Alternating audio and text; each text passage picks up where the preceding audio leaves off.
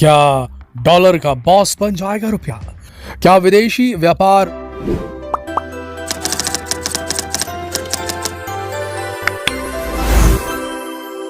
Hello दोस्तों, सत श्री अकाल, नमस्ते, अस्सलाम वालेकुम, वेलकम बैक। तो कैसे हैं आप? आई होप आप सब ठीक ठाक होंगे।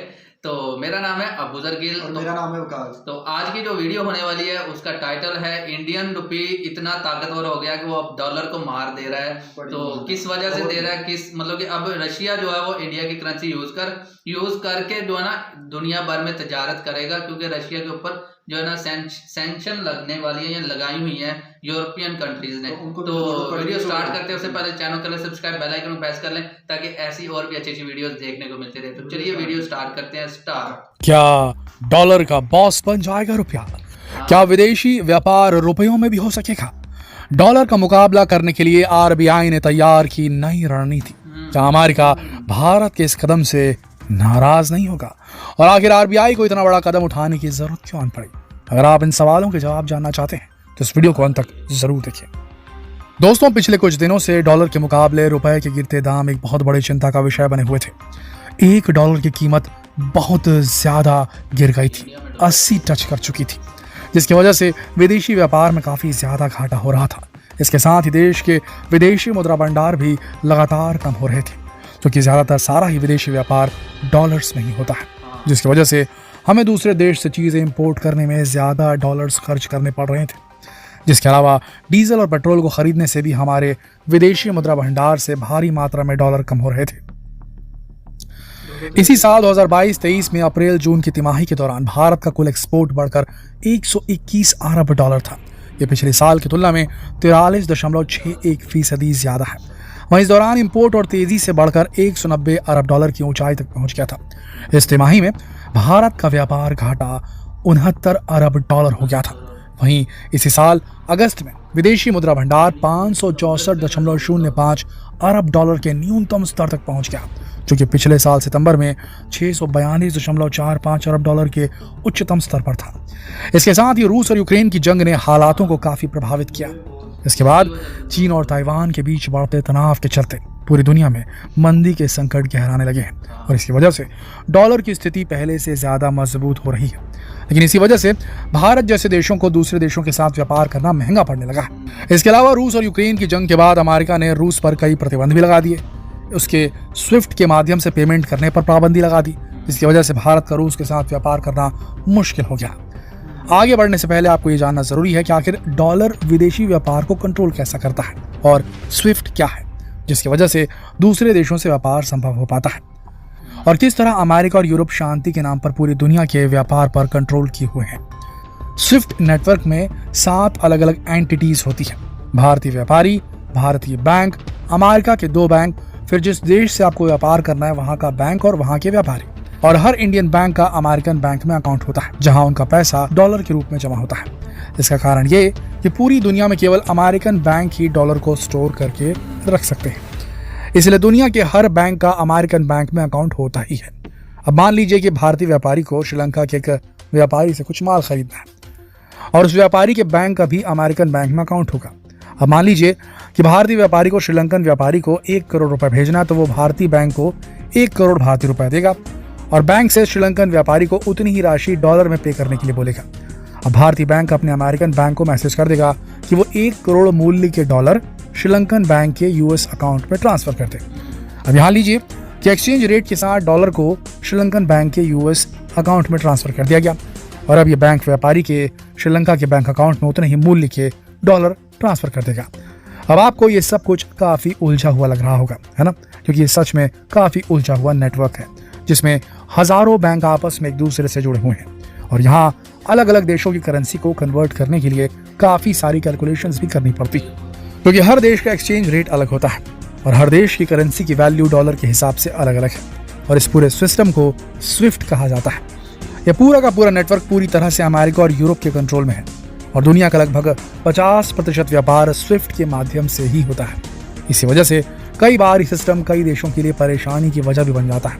जैसे कि अगर आपके देश के अमेरिका या यूरोप के साथ कोई मतभेद हो गए, तो वो आपको स्विफ्ट नेटवर्क से अलग कर देंगे, और ऐसे में आप किसी भी तरह का विदेशी व्यापार नहीं कर पाओगे। इसके अलावा अमेरिका चाहे तो आपके अकाउंट फ्रीज कर सकता है, क्योंकि सभी देशों के डॉलर अकाउंट का कंट्रोल उसके पास में। और रूस के साथ अमेरिका ने यही किया है। यूक्रेन पर रूस के हमले के बाद अमेरिका ने रूस के $300 बिलियन के अकाउंट फ्रीज कर दिया और अब रूस अपने ही पैसे का उपयोग नहीं कर पा रहा। इसके अलावा यह सिस्टम बहुत ही महंगा है। एक बैंक से दूसरे बैंक में पैसे ट्रांसफर करने में 1 से 5% तक का चार्ज लग जाता है। मतलब कि आपको एक बहुत बड़ी राशि एक्सचेंज रेट के रूप में चुकानी पड़ती है।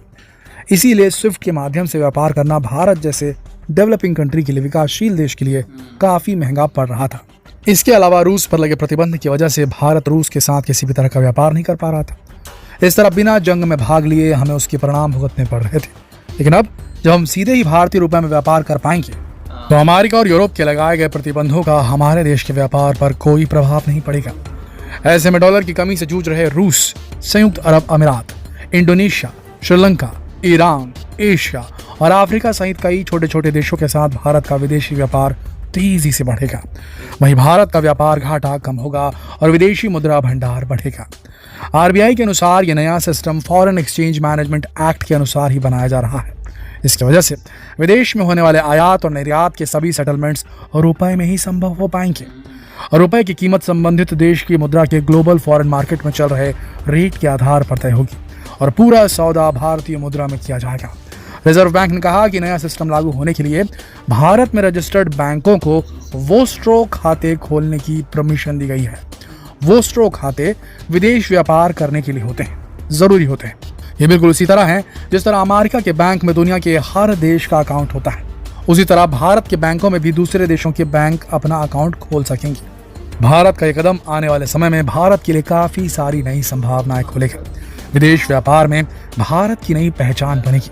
लेकिन कहीं ना कहीं भारत ने कदम उठाकर अमेरिका और यूरोप से सीधा पंगा ले लिया है। क्योंकि ये तो तय है कि इन दोनों बड़े देशों को भारत का ये कदम पसंद नहीं आएगा, क्योंकि ऐसा करके भारत ने उनको खुली चुनौती दे दी है। अब भारत के इस कदम पर अमेरिका और यूरोप का क्या रिएक्शन होता है, ये तो आने वाला समय ही बताएगा। हाँ, इतना जरूर कह सकते हैं कि अब भारत अमेरिका और यूरोप की बराबरी पर आकर खड़ा हो गया है और इससे भारतीय रुपए को भी मजबूती मिलेगी और व्यापारियों को विदेश से कच्चा माल मंगाना उतना महंगा नहीं पड़ेगा। इससे होगा ये कि व्यापार आसान होगा, देश की इकोनॉमी पर भी इसका अच्छा असर दिखाई देगा। कुल मिलाकर भारत की पहल कई मायनों में एक मील का पत्थर साबित होती दिख रही है। आपको क्या लगता है दोस्तों, भारतीय रुपयों में व्यापार करने से क्या लाभ होगा? अपने विचार हमें कमेंट सेक्शन में जरूर लिखिए। वीडियो को अपने दोस्तों के साथ जरूर शेयर करें ताकि ये जानकारी उन तक भी पहुंच सके। ये ग्राउंड ब्रेकिंग फैसला है और अगर इसे आरबीआई पुल ऑफ कर पाए तो ये मान के चलिए कि डॉलर की जरूरत नहीं पड़ेगी भारत को दूसरे देशों से व्यापार करने के लिए। ये बहुत बड़ी उपलब्धि है दोस्तों। शेयर करें फेसबुक पर, व्हाट्सएप पर, यूट्यूब पर। कल फिर मिलते हैं एक और रोचक जानकारी पर वीडियो में। तब तो दोस्तों आज की इस वीडियो में हमें पता चला है कि इंडियन करेंसी जो है वो डॉलर को मात देने वाली है। वो किस तरह के, अब रशिया ने जो है ना इंडिया की करेंसी में ट्रेड करने का जो है ना कह दिया कि हम इंडिया की करेंसी में जो ट्रेड करेंगे पूरी दुनिया के साथ, क्योंकि रशिया के ऊपर सैंक्शन लगाए हुए हैं यूरोप ने और अमेरिका ने और दूसरी जितने भी कंट्रीज हैं, यूक्रेन ने भी, क्योंकि यूक्रेन और उसके रशिया के दरमियान में जंग चल रही है, जिसके रहते हुए रशिया ने ऐसे इकदाम किए थे जिसकी वजह से दुनिया ने उसके ऊपर सैंक्शन लगा दिए। डॉलर को मतलब कि इसकी जो पावर है डॉलर की, इसको ख़त्म करने की जरूरत ये भी है कि जब भी अमेरिका चाहता है किसी भी कंट्री को इसके ऊपर दबाव बनाता है तो कंट्रोल करता है उस कंट्री को कि वो डॉलर में चीज़ें खरीदे या फिर ट्रेड करे। क्योंकि अगर हम अपनी लोकल करेंसी में इसको ट्रेड करते हैं किसी भी मुल्क के साथ तो अपनी करेंसी उससे मजबूत होती है और अपनी ही जो है ना करेंसी में चीज़ें सस्ती मिल जाती हैं। अगर हम डॉलर खरीदेंगे फिर चीज़ें खरीदेंगे उसके साथ, तो एक तो हमें अपनी करेंसी से डॉलर जो है ना मिलता है और वो एक्सचेंज रेट जो है वो भी पड़ता है कंट्री को, फिर जाके वो चीजें मिलती हैं और वो बहुत ज्यादा महंगी हो जाती है। के बदले पता नहीं कितनी जो इंडियन रुपीस में बनता है, हमारा यहाँ पे इंडिया का 80 रुपए है शायद, 230 से ऊपर है। ठीक है, जो पाकिस्तानी में बनता है तो इंडियन जो है वो तकरीबन इतना ही बनता है। इंडिया का 80 रुपए है शायद, 80 डॉलर। इंडिया के 80 रुपए हो तो $1 बनता है और पाकिस्तान में 230 रुपए हो तो $1 बनता है। इतना ज्यादा फर्क है इंडिया और पाकिस्तान में। है साथ कंट्री मगर उसमें फर्क देख ले। फर्क सिर्फ गवर्नमेंट्स का है कि वहां पर गवर्नमेंट जो है वो अपनी कंट्री का सोचती है और यहाँ पर जो गवर्नमेंट है वो सिर्फ अपने पेट का सोचती है, अपने बच्चों के पेट का सोचती है, अपने बच्चों को जो है ना बिजनेस कहाँ पे करवाना है, उनको किस कंट्री में सेटल करवाना है। सिर्फ यहाँ के पॉलिटिशियंस ये सोचते हैं और यहाँ के जो जितने भी पाकिस्तान के स्टेक होल्डर्स हैं वो सब यही सोचते हैं। अब बाजवा साहब ने आपने देखा होगा कि 1200 अरब जो डॉलर हैं वो यहाँ से गपला करके वो है ना यहाँ से लेके गया। उनकी जो 6 साल पहले उसकी जो औकात नहीं थी कि घर भी खरीद लें, अब 6 साल के बाद उन्होंने जजीरे खरीदे हुए हैं।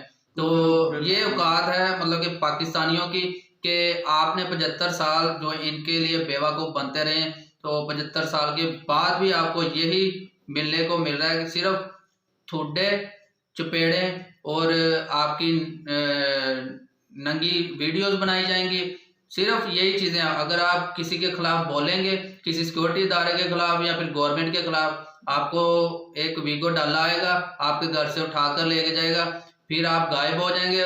जैसे बलूचिस्तान वाले लोग एहतजाज करते हैं अपने लोगों के लिए कि हमारे बच्चे, हमारे जो हस्बैंड्स हैं या फिर बच्चों के बाप हैं वो कहाँ हैं, उनके लिए आवाज़ सुनने के लिए कोई नहीं होता।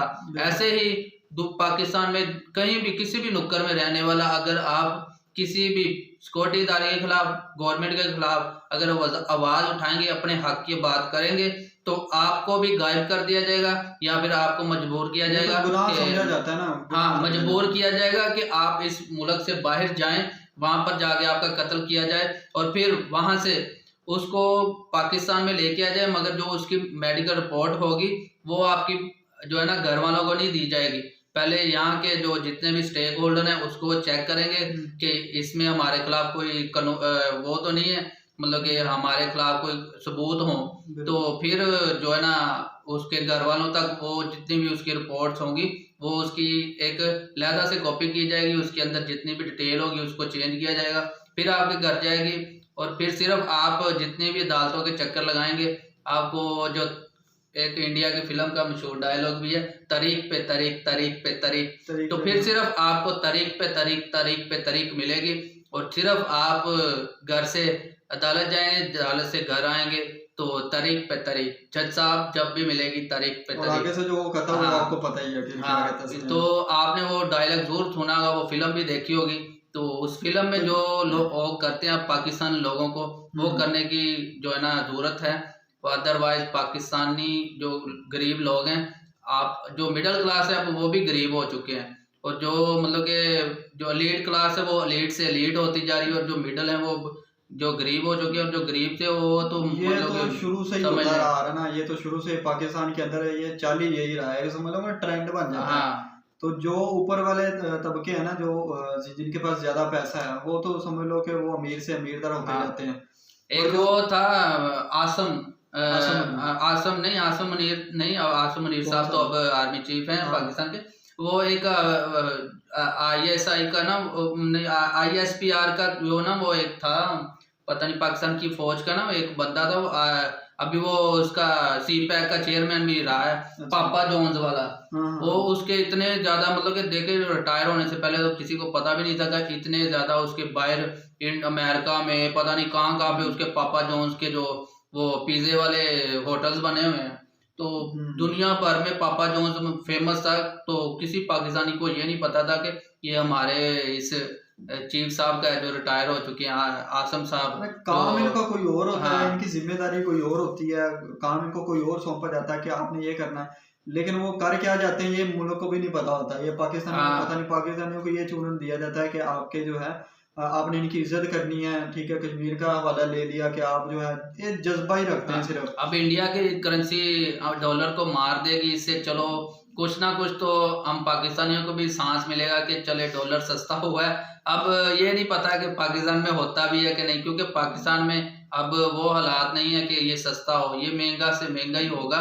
तो अब पाकिस्तानियों को चाहिए कि वो जो आपने बना के रखा हुआ है पीतल का, उसको अब थोड़ा सा चाटना शुरू कर दें, अब वो ही बचा है उसको चाटें और जिए मरे, मतलब घास खाएं। अब जो ना वो आपके भुट्टो साहब ने कहा था कि हम घास खाएंगे, तो अब घास को हम पानी में डुबोएंगे, फिर उसकी चटनी बनाएंगे, फिर चटनी खाएंगे। चटनी के साथ वैसे भी जो है ना मैदा जो जल्दी खाना हजम हो जाता है यार। बाकी हाँ पाकिस्तानियों को तो हमें तो अपना पता है ना, बाकी उनको कंग्रेचुलेशन। हाँ आपके लिए आप तो ऊपर से ऊपर जाते जाएंगे तो हम आपको देखते जाएंगे। हाँ तो तो आपके लिए दुआ करनी चाहिए हाँ, सबके लिए। बिल्कुल। आपकी जैसी गवर्नमेंट है हमारे भी इधर आ जाए तो हमारे भी हालात चेंज हो जाएं।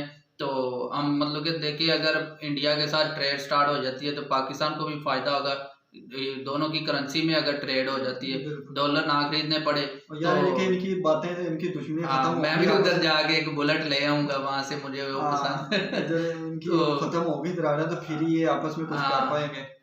देखें मेजर साहब ने भी कहा था ना, मतलब कि वो भी यही कहते हैं, मेजर गौरवारिया उनकी हाँ वीडियो पे हम रिएक्शन दे रहे थे, वो ये कह रहे थे कि आप पाकिस्तान को जो है ना उनको चाहिए कि आप एक मिल बैठ के आप इकट्ठा हो हाँ जाए। मगर ये कभी नहीं बैठेंगे, सिर्फ हाँ अपना अपना ही सोचते हैं। अगर इमरान खान इनके साथ बैठ जाता तो क्या जाता है इमरान खान का, मगर सिर्फ इमरान खान अपनी जो है ना अना पे जो अना वो नहीं तोड़ सकता, या अपनी जो मतलब कि अब उससे वो किसी भी लोगों को बर्दाश्त नहीं कर सकता। सिर्फ वो कहता है कि मैंने वर्ल्ड कप जीता था पाकिस्तान के लिए तो मैं ही उसका जो हकदार हूँ, इसके अलावा कोई भी हकदार नहीं है। अब वो वर्ल्ड कप ना वो उल्टा करके इनको पकड़ा रहे हैं कि लो जी भीख मांगने जाओ।